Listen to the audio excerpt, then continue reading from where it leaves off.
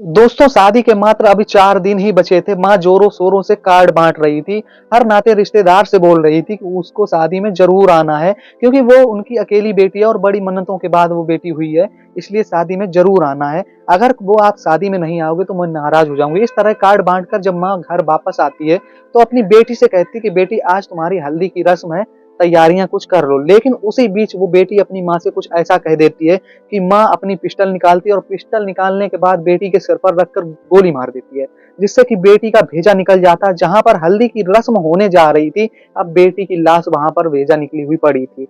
लोग आवाज सुनकर इकट्ठा होना शुरू हो जाते हैं। माँ वहां से निकलकर सीधे थाने पहुंच जाती है और थाने पहुंचने के बाद अपने आप को सरेंडर करने की कोशिश करती है। तभी सिपाही पूछता है कि तुम यहाँ क्या करने आई हो।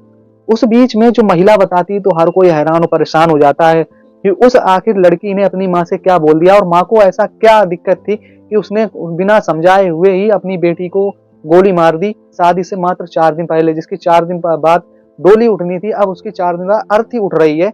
ये कहानी बड़ा ही दिलचस्प थी, लेकिन बड़ी भयानक भी थी कि एक माँ ने अपनी बेटी को मौत के घाट कैसे उतार दिया।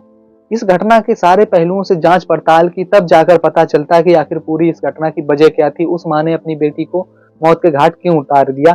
लेकिन उस कहानी के माध्यम से आपको हम इस घटना के बारे में विस्तार से बताएंगे। नमस्कार दोस्तों, मैं हूं पुष्पेंद्र सिंह। उम्मीद करता हूं कि आप सब अच्छे होंगे, सुरक्षित होंगे। दरअसल आज की जो सच्ची घटना है, ये घटना झारखंड का एक जिला लगता है गिरहिड, उसी के थाने अंतर्गत एक थाना आता है, बगोदरा थाना। 20 दिसंबर 2024 को करीब शाम के 5 बज रहे होते, उसी बीच थाने में पहुंचती है एक बुर्का पहनकर महिला। उसे जैसे ही सिपाही देखता है तो पूछती है, क्या दिक्कत है, तुम यहाँ क्या करने आई हो, कैसे टहल रही हो। तभी वो महिला कहती है, मैं अपने आप को सरेंडर करने आई हूँ, मैंने अपनी बेटी का कत्ल कर दिया, गोली मार दी। लेकिन इस चीज को जैसे ही पूरे थाने के लोग सुनते हैं तो इकट्ठा हो जाते हैं। दरोगा जी भी आ जाते हैं और दरोगा जी उस महिला से पूछते हैं कि आखिर क्या बात है। हाँ, वो लड़की कहती है कि हाँ, मैंने अपनी बेटी का ही कत्ल कर दिया है, गोली मार दी है। दरअसल फिर दरोगा जी उस महिला को अपनी गाड़ी में बिठाते हैं और पहुंच जाते हैं हरिजन मोहल्ले में, जो झारखंड का एक इलाका होता है, मोहल्ला होता है। वहां पहुंचने के बाद पूछते हैं कि कहाँ तुम्हारा घर है, कहाँ, चलो ले चलो। महिला आगे आगे चल रही थी और पीछे पुलिस स्टाफ चल रहा था। इस चीज की खबर एसएसपी को दी जाती है। एसएसपी साहब भी वहां मौजूद होते हैं। पुलिस पुलिस के पहुंचने से पहले ही भीड़ बहुत ज्यादा लग चुकी थी और भीड़ को बचा के जैसे ही पुलिस अंदर पहुंचती है तो जफराना नाम की जो महिला होती है उसको पुलिस तुरंत वापस थाने भेज देती है। और अफसाना का जो सब पड़ा था वो आंगन में ऐसा ही पड़ा हुआ था, खून लथपथ था, पूरा खून बह चुका था। अब वो एक लाश थी। पुलिस देखकर हैरान होती है। पुलिस तुरंत सबको कब्जे में लेती है और आस पास के मोहल्ले वालों से पूछना शुरू करती है। पूछताछ जब शुरू की जा रही थी तो मोहल्ले के लोग बताते हैं कि हाँ, इस लड़की की अभी 4 दिन बाद शादी थी, लेकिन इसी बीच में अभी ये महिला आई हुई थी और इसके बीच में आपस में कुछ झगड़ा हो गया। झगड़ा होते ही गोली की आवाज आती है। लेकिन जब पड़ोसी सब भाग कर आते हैं तो क्या देखते हैं कि वो महिला जो उसकी लड़की की मम्मी होती है वो घर से बाहर जा रही थी। इसी बीच वो बाहर जाकर थाने जाती है, अपने आप को सरेंडर करने की बात कहती है। पुलिस जांच पड़ताल करती है और जांच पड़ताल करने के बाद सबको कब्जे पोस्टमार्टम के लिए भेजा जाता है।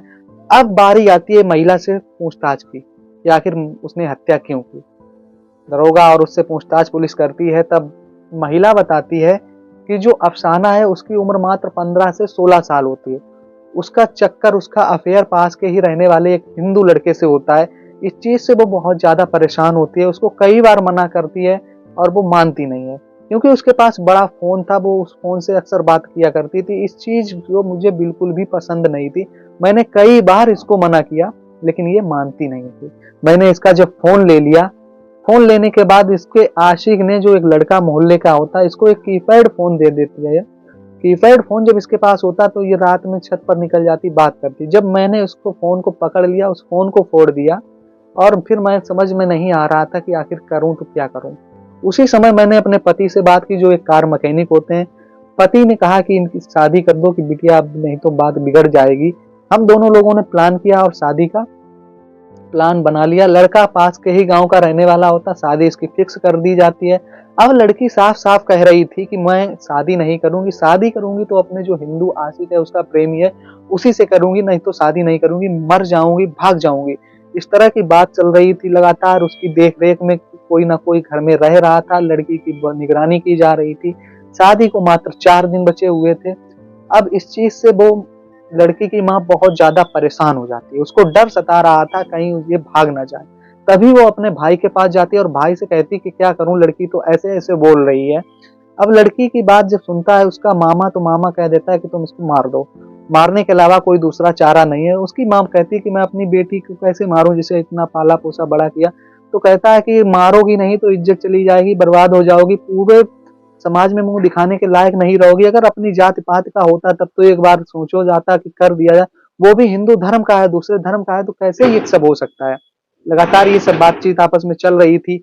उसके बाद उसका मामा एक पिस्टल देता, कहता कुछ नहीं करना है, उसको चलाना सिखा देता है उसकी माँ को, ऐसे चलाओगी चल जाएगा। उसकी माँ वो पिस्टल लेती है, घर आती है और उसे समझाती है, लेकिन वो नहीं मानती, काफी समझाने के बाद भी नहीं मानती है। अब शादी के 4 दिन कार्ड पूरे बट चुके थे, लेकिन उसके बाद जब वो घर आती है अपनी बेटी से कहती है कि बेटी हल्दी की तैयारी की रस्म शुरू की जाएगी शाम को, तुम तैयारियां कुछ कर लो। इसी बीच में उसकी बेटी होती है, माँ को भला बुरा कहती है और कुछ ऐसी बातें कह देती है जिससे कि उसकी माँ का दिल पर लग जाती है। माँ के दिल पर लगने के बाद माँ को निकालती है पिस्तौल और लगा देती है उसके सर पर और मार देती है गोली। क्योंकि उसके भाई ने बताया था कि सीने और सिर के अलावा कहीं दूसरी जगह मारोगी तो शायद बच सकती है, अगर सीने और सिर में मारोगी तो बचेगी नहीं। इसीलिए उसकी माँ ने सिर में गोली मार दी। फिलहाल तो 6 आरोपियों को गिरफ्तार कर लिया गया है। 6 आरोपियों को गिरफ्तार करने के बाद पूछताछ की जा रही है और लगातार जब पूछताछ की जा रही है तो पिता भी इस शक के घेरे में आ जाता है। पिता से भी पूछताछ की जाती है तो पिता का साफ साफ कहना है कि इस चीज की जानकारी उसे कुछ भी नहीं थी कि उसकी बेटी क्या कर रही है। जब उसकी माँ ने ये सब बताया तब मुझे जाकर पता चला, लेकिन उसके माँ ने उसे मारने का प्लान बना लिया था। इस चीज की उसे कोई जानकारी नहीं थी। उसकी बीवी ने जो किया बहुत गलत किया, क्योंकि बच्ची थी, उसे समझाया जा सकता था। उसकी उम्र मात्र 15 से 16 साल थी, समझ जाती, धीरे धीरे समझती, बस समझ जाती। मैं अगर उसको ये पता होता तो मैं कभी घर छोड़कर ही ना जाता, ना काम पर जाता। लेकिन उसकी माँ ने जो किया है बहुत गलत किया। ये बात पिता का कहना था। फिलहाल 6 के 6 आरोपियों को जेल में भेज दिया गया है। लड़की की जो पोस्टमार्टम रिपोर्ट आती है उसमें साफ साफ लिखा होता है जिस कारण से हत्या हुई है। अब उसका मामा जो होता है उसको भी पुलिस गिरफ्तार करके जेल भेज देती है। कुल आरोपी होते हैं 6 आरोपी होते हैं। मुख्य आरोपियों में गिनती की जाती है, उसकी माँ होती है और उसका मामा होता है। उसके प्रेमी जो लड़की का अफसाना का प्रेमी हो, तो उसको भी पुलिस गिरफ्तार करती है, उससे भी पूछताछ की जाती है, उसको भी जेल भेजा जाता है। दोस्तों, आजकल की जनरेशन में प्यार एक ऐसे सिर चढ़कर बोल रहा है, प्यार, लव, धोखा, ये सब चीजें बड़ा कॉमन सी चीजें लगती हैं, लेकिन इसका जो रिजल्ट होता है बड़ा ही भयानक होता है।